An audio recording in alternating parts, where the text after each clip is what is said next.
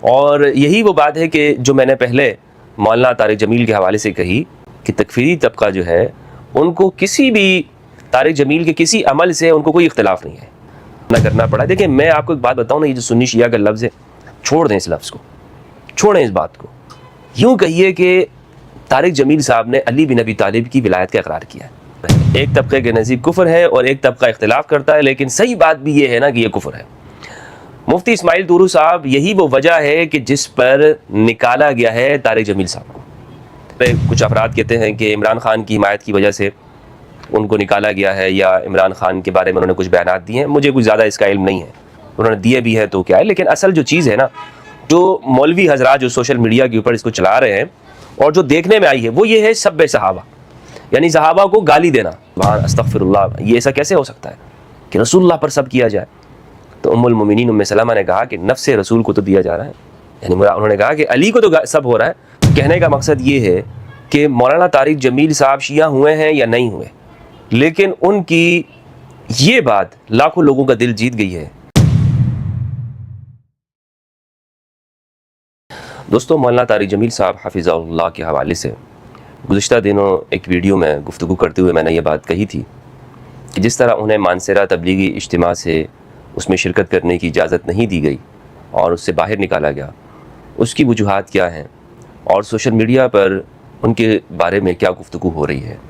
ابھی ایک بیان سامنے آیا ہے جس کی روشنی میں کچھ چیزیں ہمارے سامنے مزید واضح ہو گئی ہیں, اور ہمیں بھی یہ اس کے اوپر پھر بات کرنے میں مزید آسانی ہے کہ ہم اصل حقیقت آپ کے سامنے لا سکیں. اور جو منظر دکھائی دے رہا ہے اس کے پیچھے جو وجوہات ہیں, مولانا طارق جمیل کی ہسٹری اور تبلیغی جماعت کے اندر ان کے حوالے سے ایک طویل عرصے سے جو لاوا پک رہا تھا وہ کس طرح سے سامنے آیا ہے.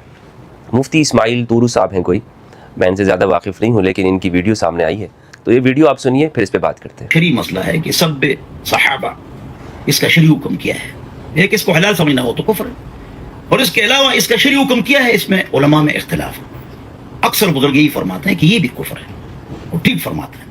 تو یہ مولانا صاحب مولانا طارق جمیل کی شروع میں انہوں نے تعریف بیان کی ہے, اور جیسا کہ ان کا طریقہ ہے تعریف کر کے پھر بعد میں ہی وہ اپنا اصل جو مدعا ہے وہ بیان کرتے ہیں. تو کہہ رہے ہیں کہ بڑی عزت ہے, اور اپنے لوگوں کو بھی سمجھانے کی کوشش کر رہے ہیں کہ آپ مولانا طارق جمیل صاحب کا جو کام ہے اس کو سمجھنے کی کوشش کریں اور اپنے بندے کو ضائع نہ کریں. اور حقیقت یہی ہے کہ یہ فرقہ پرست گروہ اپنے بندوں کو ضائع ایسے ہی کرتے ہیں جس طرح ایک کمپنی میں اگر مینیجر کا ورکر سے اختلاف ہو جاتا ہے تو پھر جس طرح اسے نکالا جاتا ہے, فائر کر دیا جاتا ہے. یہ فرقوں میں بھی تو یہی کام چل رہا ہے, اختلاف ہو جاتا ہے بس ٹھیک ہے اس کو نکال دو. اجارہ داری ہے نا, مسجدوں پر اجارہ داری ہے, فرقوں پر اجارہ داری ہے. تو یہ سمجھتے ہیں کہ یہ ہمارے ہاتھ میں ہے سب کچھ. دیوبندی فرقے والے سمجھتے ہیں یہ دیوبندیت جو ہے نا یہ ہمارے ہاتھ میں ہے. بریلوی سمجھتے ہیں ہمارے ہاتھ میں. اسی لیے یہ آئے دن کبھی مفتی منیب الرحمان صاحب کو فرقے سے نکال دیتے ہیں بریلویت سے, کبھی جلالی صاحب کو نکال دیتے ہیں, اور اسی طرح طارق جمیل صاحب کو. کیونکہ اللہ اور اس کے رسول کا جو دین ہے یہ تو اس پر یہ وہ تو ہے نہیں نا, اللہ اور اس کے رسول کا دین. اگر اللہ اور اس کے رسول کا دین ہوتا تو کسی کے کیا مجال کے نکال سکتے ہیں. یہ تو صرف قرآن مجید کی اتھارٹی ہے, رسول اللہ کی اتھارٹی ہے کہ وہ کسی کو کہہ سکتے ہیں کہ آپ اس دین پر نہیں بچے ہیں. لا دین لمن لا امانۃ لہ, لا دین لمن لا صلاۃ لہ, جس طرح رسول اللہ صلی اللہ علیہ وآلہ وسلم نے فرمایا. تو یہ اب آپ دیکھیں کہ انہوں نے ایک اہم بات اپنی اس گفتگو میں کہی ہے جو اصل چیز ہے, اور یہی وہ بات ہے کہ جو میں نے پہلے مولانا طارق جمیل کے حوالے سے کہی کہ تکفیری طبقہ جو ہے ان کو کسی بھی طارق جمیل کے کسی عمل سے ان کو کوئی اختلاف نہیں ہے. بلکہ میں نے یہ تک کہا تھا کہ اگر کوئی فرقہ پرست وہ 100 قتل بھی کر دے نا تو یہ مذہبی جو یہ مولانا حضرات ہیں یہ معاف کر دیں گے اسے. کوئی بڑے سے بڑا گناہ بھی کر دیں یہ اپنے فرقہ پرست شخص کو معاف کر دیں گے. ہاں اگر وہ فرقے کی یا وہ کسی شیعہ کے ساتھ جا کے بیٹھ گیا اور ان کی ایما کے اوپر نہ ہو تو پھر یہ اس کو معاف نہیں کریں گے. یہ ہے انتہا پسندی, گروہ پسندوں کا طریقہ کار. تو یہ طورو صاحب جو ہے یہ کہہ رہے ہیں کہ سب صحابہ علماء کے نزدیک کفر ہے. ایک طبقے کے نزدیک کفر ہے اور ایک طبقہ اختلاف کرتا ہے, لیکن صحیح بات بھی یہ ہے نا کہ یہ کفر ہے. مفتی اسماعیل طورو صاحب یہی وہ وجہ ہے کہ جس پر نکالا گیا ہے طارق جمیل صاحب کو, اور آپ نے بیان کر دیا, اچھی بات ہے. ورنہ تو اس بات کا مولانا طارق جمیل کے حوالے سے جو ویڈیو آپ بیان کر رہے ہیں اس کا کوئی تک نہیں بنتا تھا, یہاں پر کوئی فٹ نہیں بیٹھ رہی یہ بات. کہ آپ مفتی اسماعیل طورو صاحب آپ مولانا طارق جمیل کے حوالے سے بات کر رہے ہیں اور اس میں آپ سب صحابہ کا مسئلہ چھیڑ رہے ہیں. تو سب صحابہ اس لیے بیان کیا آپ نے کیونکہ آپ کو پتہ ہے کہ اب آپ کے یہ جو دیوبندیت ہے اس پر تکفیریت غالب آ رہی ہے آہستہ آہستہ, اور اس میں یہی چیز زیادہ ہے. یہ سب صحابہ کو ایک بہانہ بناتے ہیں, ورنہ طارق جمیل صاحب کا انہوں نے کب سب صحابہ کیا ہے؟ طارق جمیل صاحب نے کب کسی صحابی کو سب و شتم کیا؟ اور یہ آپ نے بہت اچھا کیا مفتی اسماعیل طورو صاحب یہ لفظ استعمال کر کے کہ سب صحابہ کو بھی کفر کہتے ہیں. اب دیکھیں دیوبندی کتنا ہی لبرل کیوں نہ ہو جائے, وہ بالآخر اس کے اندر تکفیریت چھپی ہوئی ہوتی ہے. اس طرح کے دیوبندی, اب یہ مفتی اسماعیل طورو صاحب بہت کوشش کر رہے ہیں اس بات کے لیے کہ وہ بات کو بنائیں اور طارق جمیل صاحب کی حمایت کریں اور ان کو راضی کرنے کی کوشش کریں, لیکن اور عوام اور جو حقیقت آ گئی ہے نا, اب تو لوگوں نے دیکھ لیا تبلیغی جماعت کا اصل چہرہ. تبلیغی جماعت کے اندر کیا کھچڑی پک رہی ہے اور کس طرح سے مولانا طارق جمیل صاحب کو انہوں نے, یہ طارق جمیل صاحب ہے جنہوں نے پوری دنیا کے اندر تبلیغی جماعت سے لوگوں کو متعارف کرایا. آپ پوچھیے ہر بندے سے, ورنہ کسی کو نہیں پتا تھا تبلیغی جماعت کون ہے, کیا چیز ہے. تبلیغی جماعت کے کسی ان کے اندر جو 20-20 سال لگانے والے ہیں انہیں نہیں پتا کہ ان کا دوسرا مولوی کون ہوتا ہے, رائے کے اندر کون تشکیلیں کرتا ہے, مولانا کیا ہے, اور مفتی طارق جمیل صاحب کے, مولانا طارق جمیل کے علاوہ اور کون سے علماء ہیں. بہت کم لوگوں کو معلوم ہوگا, بہت کم لوگ ہیں اور جن کو یہ سامنے لے کر آتے ہیں. اور ان کو اختلاف بھی اس بات کے اوپر ہے کہ طارق جمیل صاحب وہ اتنا کیوں بس ایک چہرہ بن گئے نا. تو اب یہ طارق جمیل صاحب کو انہوں نے کیوں سائڈ پہ کیا؟ انہی وجوہات کے اوپر کیا کہ طارق جمیل صاحب جیسی شخصیت میں نے آپ کو بتایا کہ ایک پورا چہرہ بن گئے, انہی کو جب انہوں نے سائڈ پہ کیا ہے اور ہٹایا ہے تو اندازہ لگائیے کہ کیا کس طرح وہاں پر توڑ پھوڑ چل رہی ہے.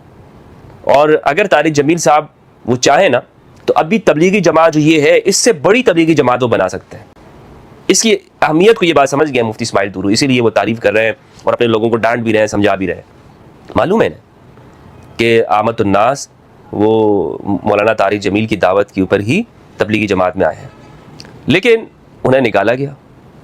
اس کی سیاسی وجوہات ہو سکتی ہیں, میں اسے اختلاف نہیں کرتا. بہت سارے کچھ افراد کہتے ہیں کہ عمران خان کی حمایت کی وجہ سے ان کو نکالا گیا ہے, یا عمران خان کے بارے میں انہوں نے کچھ بیانات دیے ہیں. مجھے کچھ زیادہ اس کا علم نہیں ہے, انہوں نے دیے بھی ہیں تو کیا ہے. لیکن اصل جو چیز ہے نا, جو مولوی حضرات جو سوشل میڈیا کے اوپر اس کو چلا رہے ہیں اور جو دیکھنے میں آئی ہے وہ یہ ہے سب صحابہ, یعنی صحابہ کو گالی دینا.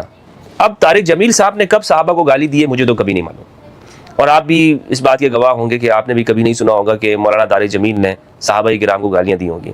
یہ حقیقت میں یہ ہر اس شخص پر سب صحابہ کی توہین لگاتے ہیں, سب صحابہ کا الزام لگاتے ہیں کہ یہ شخص صحابہ کو گالیاں دینے والا ہے, جو امام علی کی افضلیت کی بات کرے, جو امام علی علیہ السلام کے حق کی بات کرے, جو اہل البیت کی بات کرے, جو ایک مرتبہ بھی فاطمہ علیہ السلام کہہ دیتا ہے, یہ اس پر سب صحابہ کا الزام لگاتے ہیں.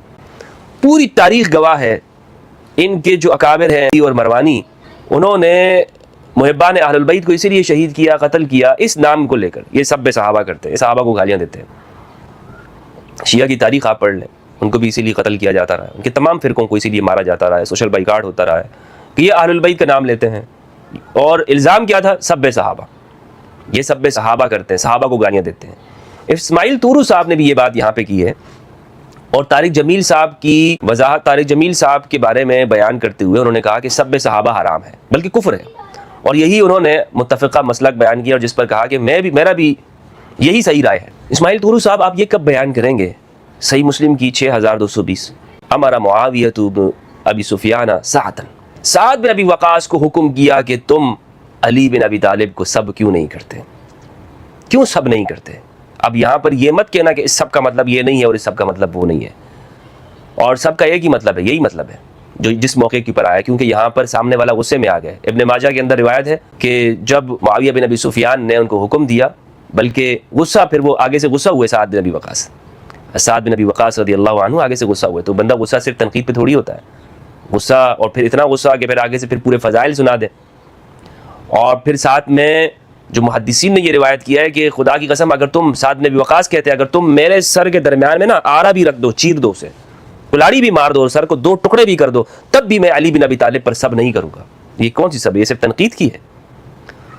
اور ترجمہ یہاں پر کچھ غلط کرتے ہیں, امرا کا معنی یہ ہے امیر بنایا, اس کا یہ کوئی معنی نہیں ہے. کسی ڈکشنری کے اندر وہ امرا کا معنی امیر بنانا نہیں ہوتا, بلکہ امرا کا معنی ہوتا ہے امیر بنانا, یا ولی بنا کر بھیجا, گورنر بنا کے بھیجا. تو بہرحال دوستو, یہ اسماعیل طورو صاحب میں آپ سے یہی سوال پوچھنا چاہتا ہوں کہ آپ یہ مستدرک کی روایت کب بیان کریں گے جس میں ام سلمہ نے ابو عبداللہ الجدلی سے پوچھا کہ یہ بتاؤ کہ میں کیوں دیکھ رہی ہوں کہ تمہارے درمیان میں لوگ رسول اللہ کو گالیاں دے رہے ہیں؟ تو انہوں نے کہا سبحان استغفر اللہ، یہ ایسا کیسے ہو سکتا ہے کہ رسول اللہ پر سب کیا جائے؟